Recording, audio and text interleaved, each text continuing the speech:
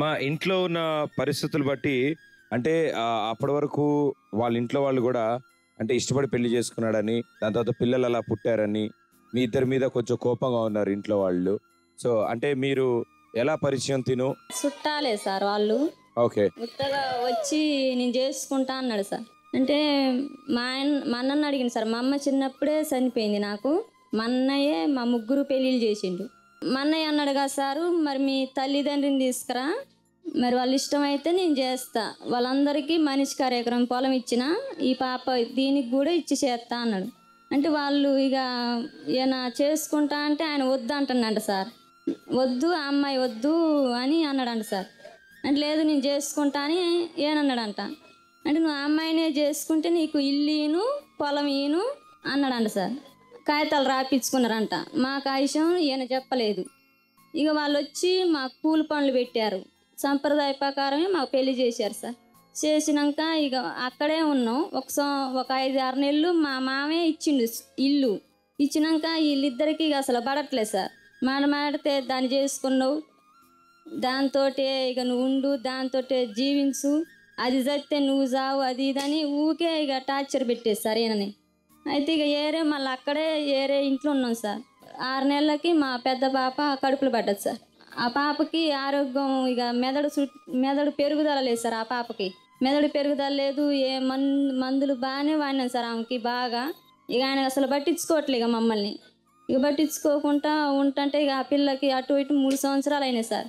మళ్ళీ పాప కడుపులో పడ్డది సార్. ఇక ఆ పాప 3 సంవత్సరాలు తగిలినాయి.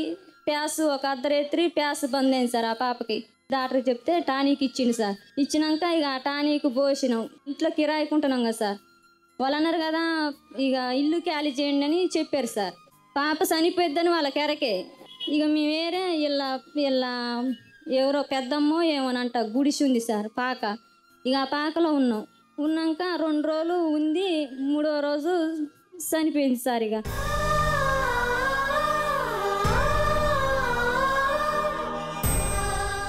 ఎట్లా అంటే ఇక నేను అట్టిగా తినిపించిన ఉయ్యాల్లో బండ పెట్టిన సార్. ఇంకో పాప ఉంది 6 నెలల పాప. ఆ పాప కిందేమో పాపని, ఆ పాపనే కింద వేసేది చిన్న పాపని, ఈ పాపనే పైన బండ పెట్టేది సార్ ఉయ్యాల.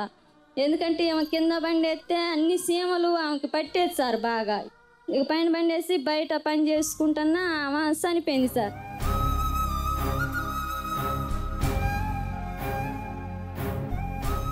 ఇక తానం చేపిద్దామని తెల్లారి తానం చేపిద్దంటే 2 చెవుల నుంచి నెత్తురు వచ్చింది సార్ ఆమెకి.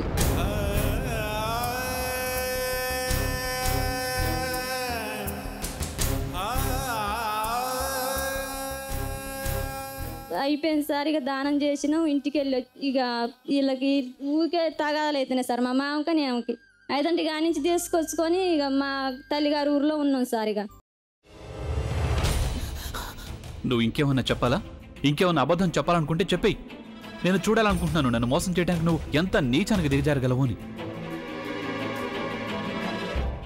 ఎందుకు ఆలియా, ఎందుకు నువ్వు ఇలా చేసావు? నీకు తెలుసు కదా నానమ్మ తర్వాత నీ ఒక్కదానిని కదా నేను పూర్తిగా నమ్మేది. ఏమన్నావు నువ్వు? ఈ మధ్య అన్నిటినీ మర్చిపోతున్నావా? అది చాలు. వాటిలో ఉన్న శక్తి విషయాన్ని గ్రహించి మనకు వివరిస్తాయి.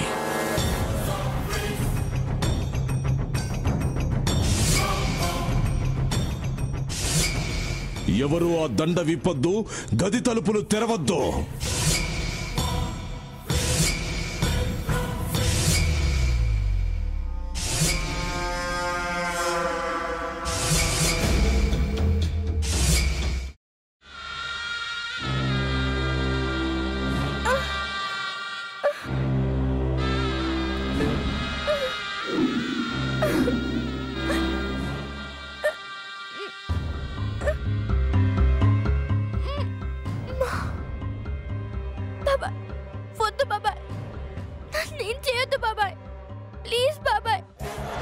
నిజం తెలిసినప్పుడే నా ఆలోచనలో నువ్వు చచ్చిపోయావు.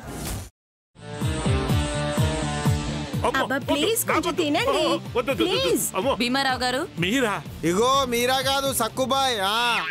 అవును మీ పనామే లేచిపోయిందని చెప్పి కంప్లైంట్ ఇచ్చినావు కదా. రేయ్ ఆయన కంప్లైంట్ ఇచ్చింది లేచిపోయిందని కాదు, కనిపించడం లేదు అని. అట్లానా? సరే మేడం. ఇడియట్. ఆ వంట మనిషి పేరేంటన్నారు? రత్తాలు మేడం. ఏం పెద్ద మంచి, నీ వంట మంచిని కూడా మేడం అని పిలుస్తావా? రేయ్ హాఫ్ బ్రెయిన్,